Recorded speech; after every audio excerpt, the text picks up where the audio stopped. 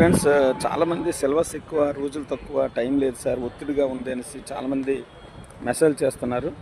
Dear friends, మరి ఉన్న సమయాన్ని సద్వినియోగం చేసుకోండి.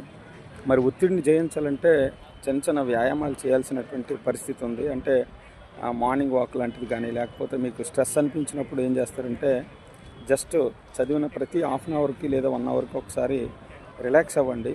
రిలాక్స్ అవ్వడం అంటే ఒక గంట చదివి గంట పడుకోవడం కాదు, ఒక 5 నిమిషాలు రిలాక్స్ అవ్వండి.